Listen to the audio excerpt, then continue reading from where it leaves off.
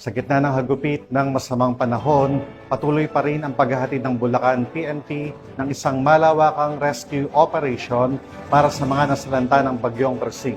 Narito ang report mula kay Patrolwoman Pearl Crystalline Javier. Patuloy Bulacan PNP sa pagsasagawa ng malawakang rescue operation sa mga residenteng naapektuhan ng matinding pagbaha sa iba't ibang bahagi ng lalawigan. Pinangunahan ito ni Police Colonel Angel L. Garciliano, Acting Provincial Director ng Bulacan Police Provincial Office, katuwang ang Search and Rescue Units, mga lokal na pamahalaan at Provincial Disaster Risk Reduction and Management Office. Nagtulungan ang mga pulis at volunteer groups upang mailikas ang mga pamilyang natrap sa kanilang mga tahanan dahil sa patuloy na pagtaas ng tubig.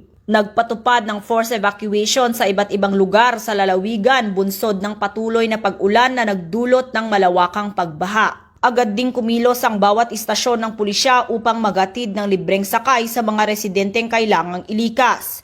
Gumamit ng mga police trucks, patrol vehicles at rubber boats upang ligtas na mailipat ang mga residente sa mga itinalagang evacuation centers. Bukod sa pagsagip sa mga nasalanta, naglunsad din ang kapulisan ng relief operations katuwang ang mga ahensya sa lugar. Ayon kay Police Colonel Garciliano, ang pangunahing layunin ng hanay ng kapulisan ay tiyakin ang kaligtasan ng bawat mamamayan.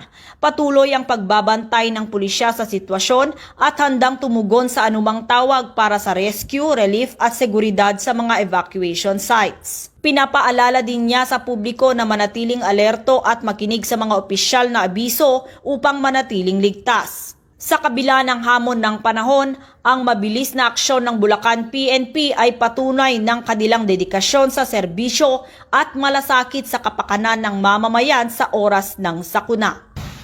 Mula dito sa Bulacan Police Provincial Office, ako ang inyong PNN correspondent, Patrolwoman Pearl Crystalline Javier, alagad ng batas, tagataguyod ng Balitang Pulis.